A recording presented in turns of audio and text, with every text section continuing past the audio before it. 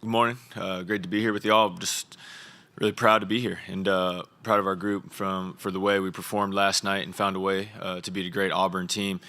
Thought we did a great job in the second half. Just raising the bar with our toughness, our physicality.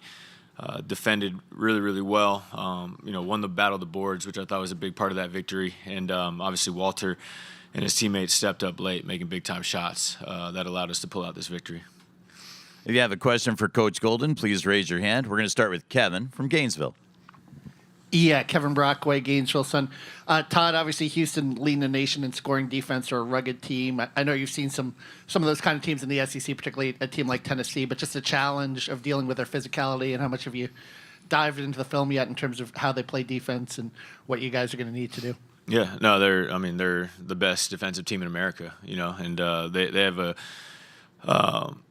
just a great identity as a program of just being both physically and mentally tough, and that's something that we've tried to pride ourselves on this year. And Houston, I would say, is a great example of that. And not only this year, but Coach Sampson and his program have done it for a long time now. And talk about resilience and toughness. I feel like they showed that in a big time way last night. I think they were down 14 at one point and down 7 with a minute and a half to go, and just never quit, never gave up, didn't hang their heads, and made some big-time winning plays down the stretch to take that game away from Duke. I think your comparison is right on. I think Tennessee is a very good comparison in terms of just kind of their culture and their identity and their toughness and the way they defend. And we'll look at that film a little bit for us as a way to attack it a little bit. But Houston obviously is exceptional, and it's going to be a big challenge for us tomorrow night. Up front on the right side, Myron. Yeah, Myron Metcalf, ESPN. Todd, you see this in the NBA a lot where the best player on the team plays some point guard just because, that helps the offense. For you as an analytics guy, how did you make the decision to move Walter to point guard, and how do you think that has helped this team reach this point today? He did a really nice job for us off the ball last year playing with Zion Poland, being kind of a secondary ball handler, playmaker, and we saw some just really great examples of his ability to make plays out of the ball screen. And watching him play pickup and pushing the ball in transition, he showed to us and proved to us that he could do that, become the primary ball handler and lead the team. And I think he's done an incredible job getting himself in great shape. He works on his game a ton, and having someone that's such an elite threat to score with the ball in his hands at all times obviously makes everybody else so dangerous as well. And a lot of questions were asked last summer and this fall. If we would have enough ball handling on this team, if we had enough playmaking, and obviously Walter's quieted those concerns and has led us to the national championship game. Coach to the left side, gentleman from Orlando. Yeah, Edgar Thompson of the Orlando Sentinel. Todd, it's just looking at the numbers, is it fair to kind of call this a contrast in styles? And also, what do you feel about your team's ability to kind of adapt to the situation and play whatever kind of style it needs to win a game?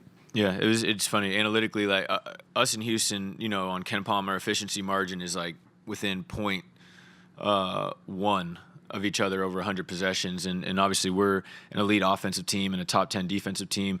They're a top 10 offensive team and elite defensive team. And so, I do think it's going to be a contrasting little battle that way to see who can, hopefully we can get the game up and down a little bit. They're going to impose their will just as they've done on everybody this year. And, we're a pretty tough team also. So, we're going to have to do a better job than we did last night. I thought first half we let Auburn take it to us a little bit.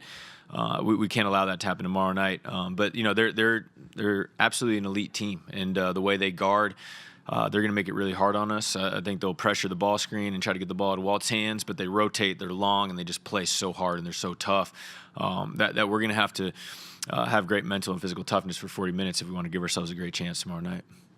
Coach, over on the right side, we're going to go fourth row, then fifth row. Hi, Coach Joshua from IOND. Yesterday, there was a 10.5-minute period towards the end where Duke could only make one field goal. Was there any notes that you could figure out on that Houston defense down the stretch that will make sure that your offense doesn't have a single period like that tomorrow? You're asking if you said our defense against Janai last night, he only made. You said Cooper Flagg only had one. Yeah, got you. Yeah, I mean, their defense worries me a lot. Absolutely. And you look at a guy like Tugler, Roberts. They have incredible length and athleticism and physicality inside the paint. And they wear you down. They make it really, really hard on you. And so, it definitely concerns me. I think we're going to have a couple different ideas and a couple different pitches, for lack of a better term, to throw at them late in the game, because I do think there's going to be some issues for us out there. And if we don't kind of troubleshoot well, we'll be in trouble. But we're a pretty elite offensive team, and we'll lean into that and allow our guys to go out there and try to make some plays and see what happens. Yeah. That same area, one row back. Yeah, Kevin Sweeney, SI. Todd, obviously, Condon and Walter's backgrounds playing other sports have been pretty well documented. But I know Alijah and Tommy were also pretty big football players. I guess, how much have you guys valued multi-sport guys in the recruiting process, and what do you think that those type of players bring to the table in this day and age? It's definitely happened. I don't know how, if it's necessarily like happened on purpose, or if it's more of just like the type of guy that we like.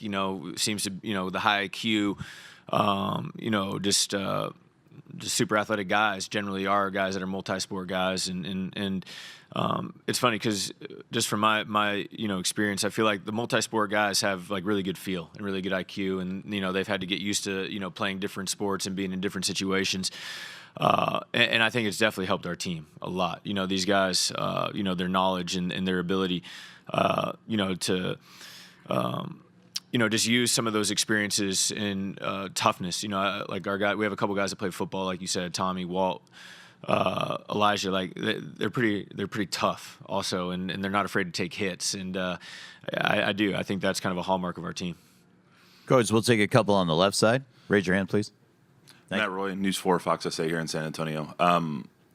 There's a lot of contrasts between your guys' team, but there's also some similarities when it comes to resilience. I think of your UConn game, of your Texas Tech game, them last night, in terms of having to kind of be put away and be killed a couple of times in order for them not to come back. What does that say about your guys' team? And conversely, what does that say about how Coach Sampson coaches the Houston Cougars? Yeah, I think for me, it's really just about the players, like the guys that we have in our program.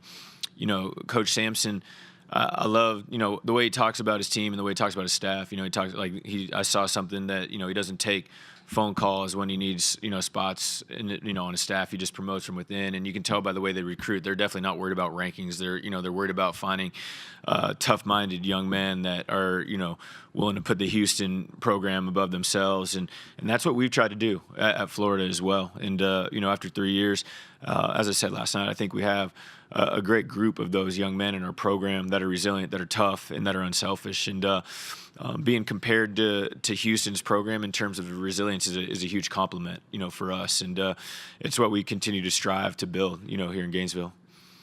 Same area of the room. Isaac Bourne, Mid-Major Madness. Last night you started 3 of your 5 guys. 3 of those guys started at other schools. So at Florida, how do you get those guys to buy in, especially with Alijah? This is only his first season in Florida. How do you get them to buy into the culture so quickly to where they look like they've gelled so easily? It's part of the recruiting process. We talk a lot about it.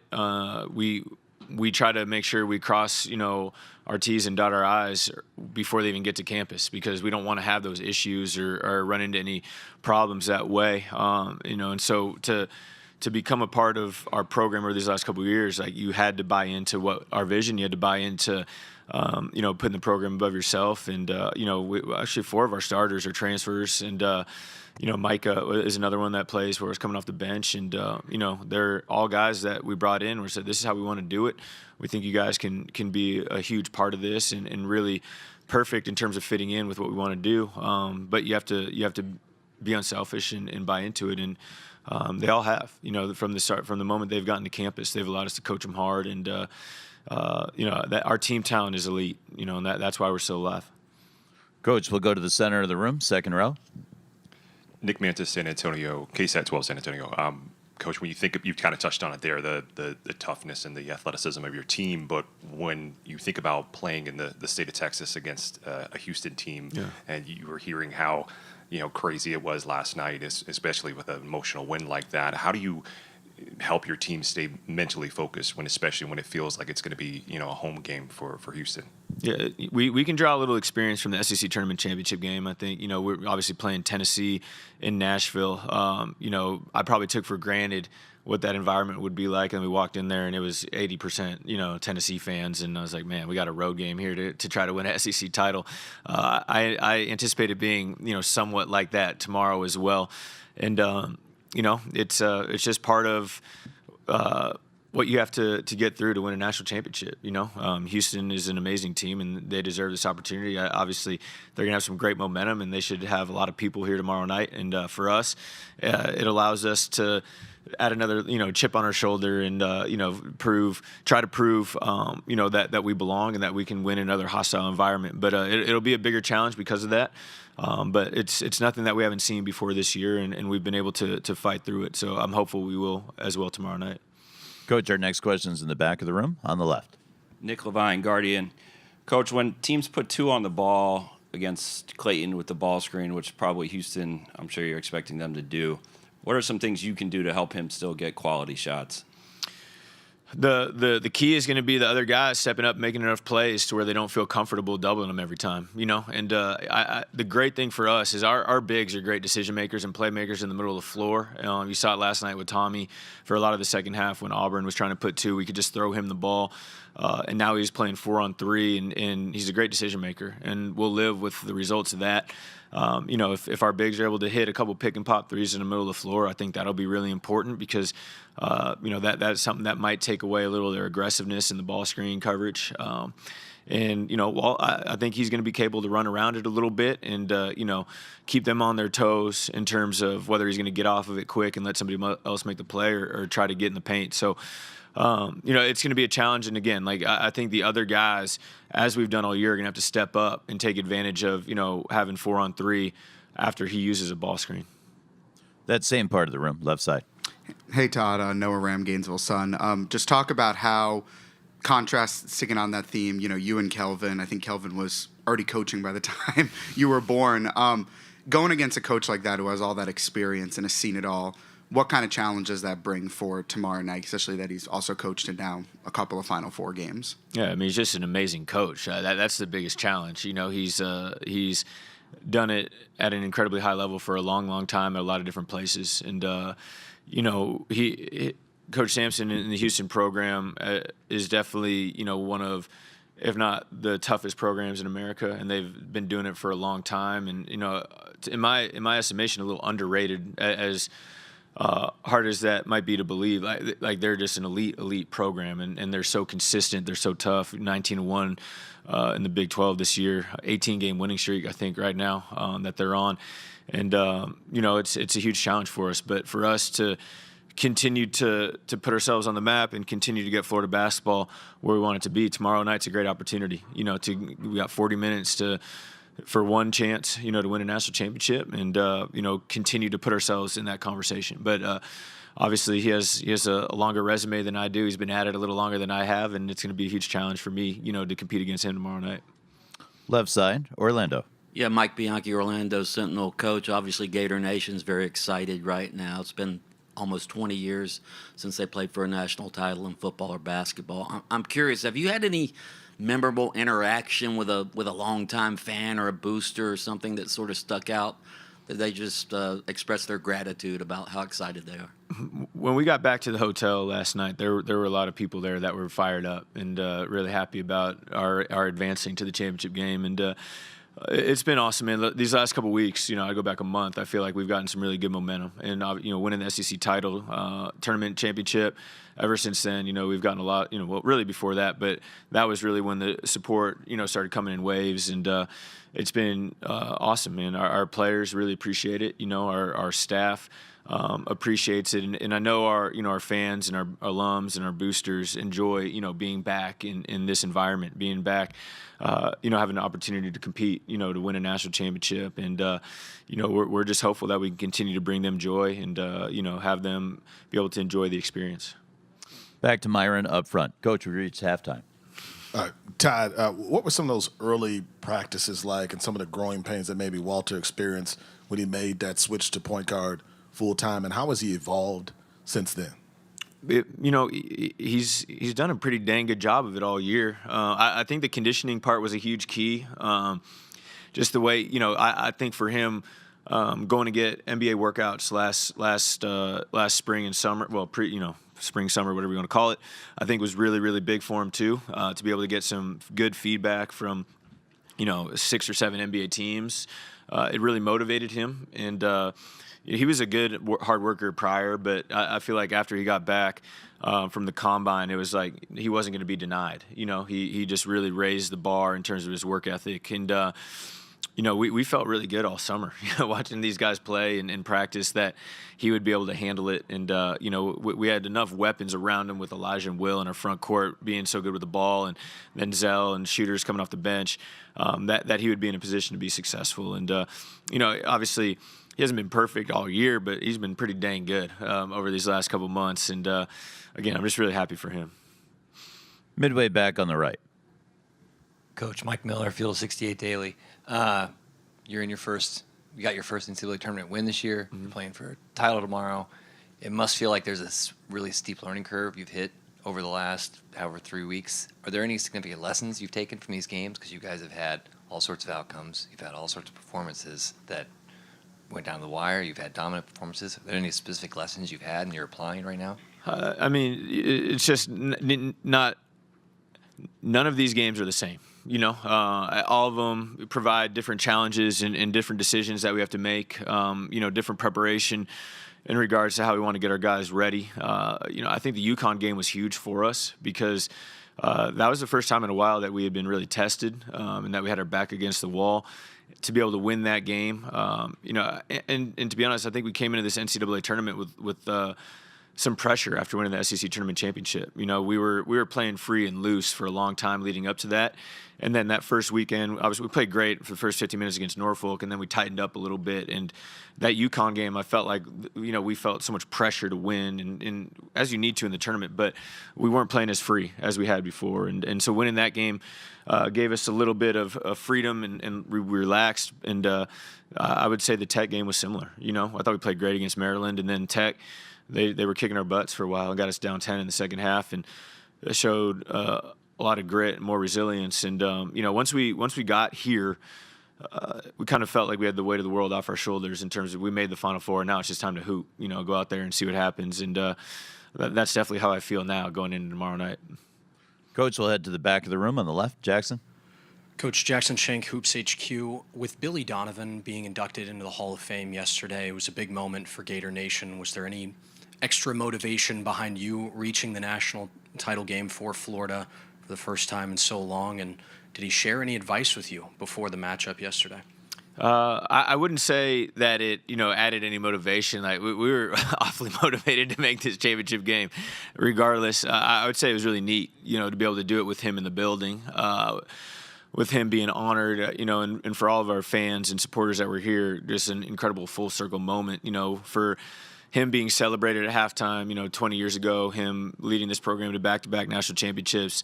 I think it was pretty special for them to see him and watch him being honored, and then see us be able to win last night. And I didn't speak to him before the game, but it was funny because Torian, said they caught eyes at halftime, and he said, "You guys are gonna be fine. Just stay the course. You guys will get it done." So I appreciate him believing in the Gators last night. Coach, we'll go to the back of the room on the right. Joe Duarte from Houston. Joseph Duarte, Houston Chronicle. Todd, as you dive into Houston, I was wondering what you can gather from LJ Cryer and just his ability from the three-point line and kind of how you defend that or what makes that so tough, what he does. Yeah, they're obviously an amazing team. They're LJ and the rest of their perimeter all shoot the ball so well. Him, Sharp, Uzan shooting the ball great, a guy that wasn't, thought of as a elite shooter prior to getting to Houston, and he and their set, they've done an incredible job getting him confident from behind the line. They're a unique team. They don't necessarily finish great from two. Their 2-point field goal percentage is lower than you would expect for an elite team, but they shoot the ball great from three.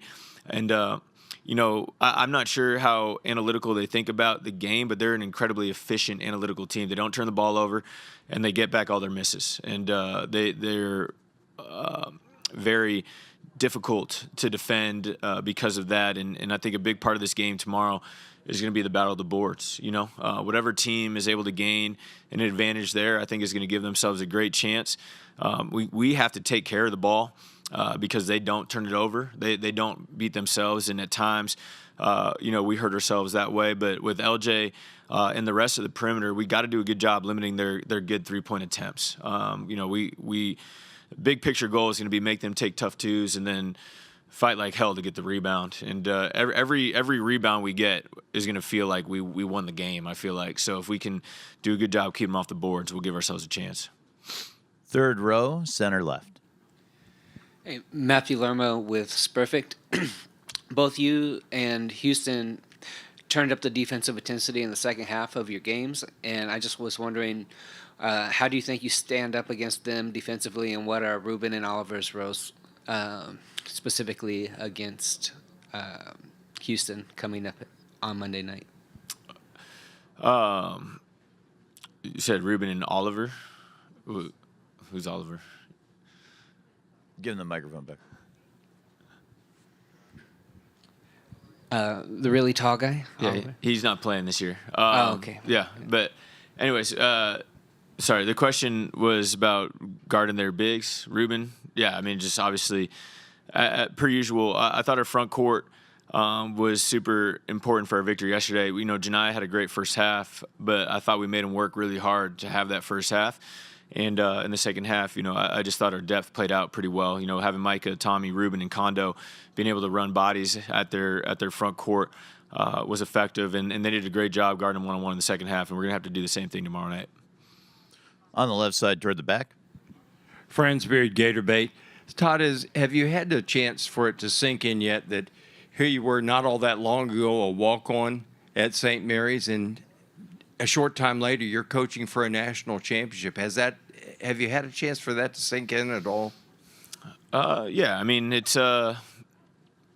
definitely it's been an awesome journey, man. I've been super fortunate, and I talk about it a lot. I played for a great coach, great coaches at St. Mary's, and Randy Bennett and Kyle Smith, and I feel like those guys gave me my backbone as a basketball player and as a basketball coach. And Coach Kyle Smith and I laugh about it all the time. He talks about if you're able to make it through the St. Mary's program, you kind of get a badge of honor because it's you got to be pretty tough to make it there. And I was there for 5 years with those guys, and the first couple as a walk-on, and earn your stripes that way. But I do think that gave me a great base and foundation. And then obviously working with Bruce, gave me some other great experience. But I've been fortunate to be around great coaches, and I feel like I've learned a lot from those guys, and try to impart some of the wisdom that I learned from them to my players and my staff, and along with those different things, just being myself. And probably happened a little faster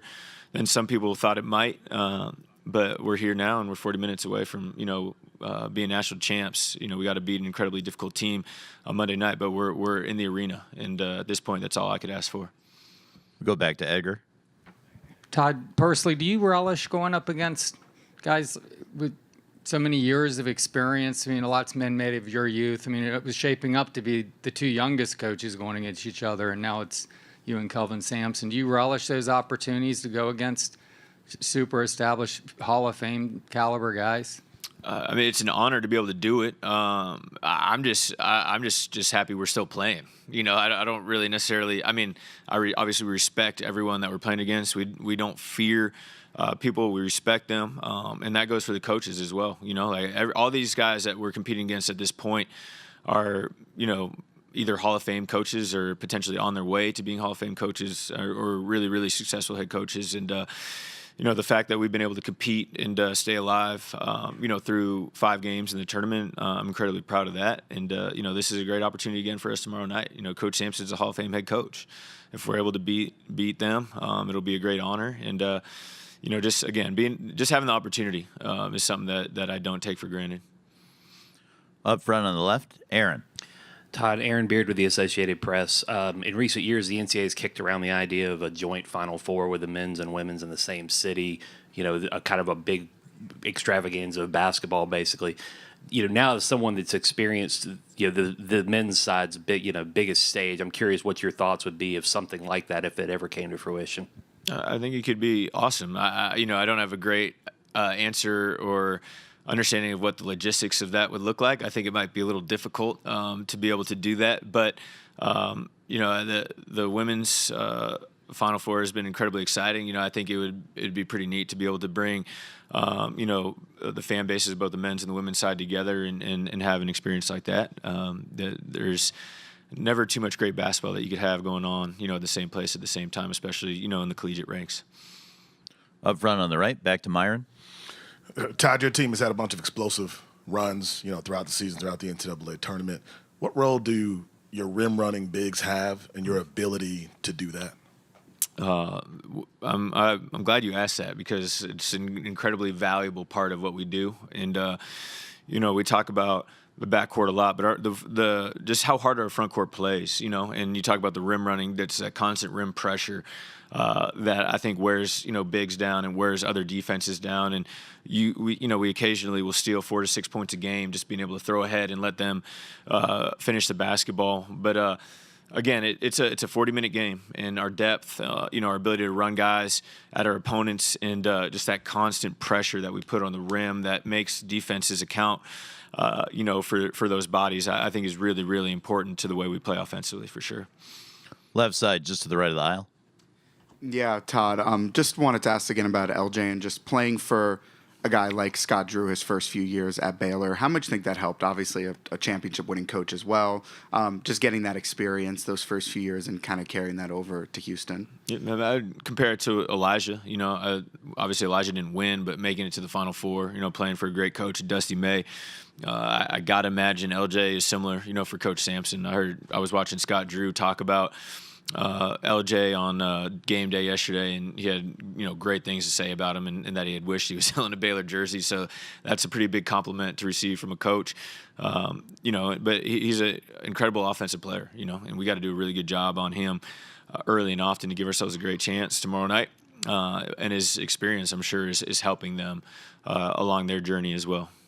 Coach, 3 minutes left. Let's go to the second row. Nick Mantis, KSAT San Antonio. Coach, you mentioned how this is going to be a battle of the boards and how important rim running bigs are going to be. Is there anything you do in practice that gets your bigs in that mentality? I know it's a famous story that Tom Izzo brought out, football pads. There you go, right. What is it that you do in order to work with your bigs in order to make sure they're ready for the physicality of a game like this against Houston? Yeah, football pads for tomorrow wouldn't be a bad idea, getting ready. We're pretty consistent with that work and the way we watch film. Like, there's a lot of accountability with our rebounding in the way we break down film and show not just our bigs, but our perimeter as well. I think that's going to be really important, our guard rebounding tomorrow night. Just the bar and the way our guys understand, like, if they're not physical and if they don't rebound, there's a couple guys behind them or that are on the bench at that given time that are going to be willing to do it. And so just that kind of constant raising the bar for yourself and your teammate. But we talk about rebounding a lot. We focus on it a lot. And that message will definitely be sent, a lot leading up to this game tomorrow night. On the right side, right of the aisle. Coach, I have 2 quick questions. Luke Taylor, Full Court Network. First question is, how is your staff kind of balanced, still competing in the NCAA tournament, and then the adapting kind of college landscape? And also, what is the song that best describes you? I don't know if I have a great answer for you on the second one, but the first one, we're all in on this team, man. We're just all in on this team. We're obviously keeping track of the portal and what's going on, but we're not out there actively recruiting guys. We'll wait for Tuesday on that. We have a lot of guys in our program that have the ability to come back, and we're going to focus on making sure we get those guys back in our program. And if we miss on some guys because we're still playing, in the championship game, then we'll miss on those guys. But my staff's done a great job of staying focused. I have 2 guys on my staff that have already, accepted head coaching positions at other institutions, and they're grinding to make sure we have every opportunity possible to win this game tomorrow. My staff's been amazing all year that way, and we got 48 more, 24, 36 more hours to do it before those guys can move on and lead their programs. But yeah, they've done a great job balancing it. And like I said, we'll attack our roster, as soon as this runs over. And I'll have to get back to you on the song. I don't have a good answer for you on that right now. Let's do our final question midway back left of the aisle. Hand up, please. Thank you. Adi Joseph, CBS Sports. You told my colleague Matt Norlander a couple years ago you didn't want to draft guys, you wanted to sign free agents, as in transfers over recruiting. Your effort was going to be, when you first took over the program, you want to put your effort toward the transfer portal. I'm curious how that's played with your roster building and how guys like Denzel and Thomas and Alex have sort of fit these are the freshmen I want. Yeah. How has that come to be? Yeah, at that point, when and I'm pretty sure that was when Matt was flying around with us when we were recruiting. We needed an influx of talent in our program and fast, and so we focused that first year, and really after our first year in the portal and making sure that we could kind of get some, for lack of a better term, guys that could help us in the moment moving forward. And with that being said, though, we have done a really nice job of finding the right young guys, to recruit and to bring into our program. We had three guys were committed to Florida when I was fortunate enough to get the job. Two of them decommitted and left, and Denzel stayed the course. And I remember driving down with Jonathan Sapphire to Orlando to go meet with him, and we were kind of, just thinking about, all right, what are we going to have to do to make sure he stays and wants to be a part of our program. We walked in to his house, sat down with him and his parents, and after a minute, he's like, no, I'm good, man. Like, I want to be a Gator. Like, I'm coming. And we were really excited about his mentality and his willingness to buy into what we wanted to do. And then with Tommy and Kondo, as we had said, we were focused on bringing in some older guys, but both those guys had great attitudes, great work ethics, wanted to be at Florida, and we thought they had really good potential. And high IQ, came from great families, really fit the DNA of what we want our program to be. And Isaiah Brown, who's a freshman for us this year, is another guy that I'd throw in that bucket. I think he's going to be a really, really good player for us. But now we're at the point in our program where we do want to be able to recruit young guys, that are high character kids that, want to be Gators, and regardless of whether they're playing a lot or not as a freshman, want to stick with us. And then retaining is going to be huge, just like last year. We're in this position because we retained Walt, Will, Kondo, Tommy, and Denzel. And then we were able to fit in and bring in the right pieces. I think it's going to be similar for next year. We have a lot of guys that we can bring back and build around, and we'll try to do that to the best of our ability and then pepper in what we need to. But I would say it's a healthy balance at this point. And so it's going to be a year-to-year decision, whether it's more portal guys or more young guys, just kind of seeing how the roster shakes out. He just told me that he was going to put some trust in me, to have the ball in my hands a little more. Obviously with ZP leaving this past year. And, I played point guard in my life before. I've had the ball in my hands, so it was smooth. I was confident. And these guys around me, they helped me be confident in that move also. Next question, one row back. Brett Friedlander, Saturday Down South. Alijah, have you had an opportunity to watch the replay of your dunk or see the still shots, and what was going through your mind when you left the ground there? And then Walter, what was your reaction to it? I just seen the replays. I'm getting tagged all across the blogs and stuff like that. So what was going through my mind was just get 2 points, honestly. When I seen him, he was kind of late. Then I had a chance to punch it, and I did it, honestly. So reaction? I've been waiting for him to dunk on somebody all year, so I'm kind of like in the back of everything. I'm like, ooh. Yeah, but it looked a lot better in real life, man, in real time. But I don't think the video doing no justice. Up front in the center. Graham Hall, 247 Sports. Much has been made of the assistant coaches that you guys have, but Alijah, I want to ask specifically, how much do you think Victor Lopez has not just helped keep you guys fresh throughout the NCAA tournament, but improve you physically, just given how much of a veteran you are in the college game? Yeah, man, Vic's great at what he do. We enjoy the weight room. We have an unbelievable time in there. It's not torture or anything. It's fun. So in the way we do it, we get better at it, whatever we do. So. All the way in the back on the left. John, raise your hand. John Clay, Herald Leader in Lexington. For both you guys, how do you feel like Coach Golden's analytical approach, heavy on analytics, has made you a better player? Walter first, please, then Alijah. It just kind of gives like a different viewpoint, of the game, of what's a good shot, what's a bad shot, what percentage of the shots are we getting back. So it kind of gave me a different viewpoint, coming here, and definitely enjoy, learning that side of the game.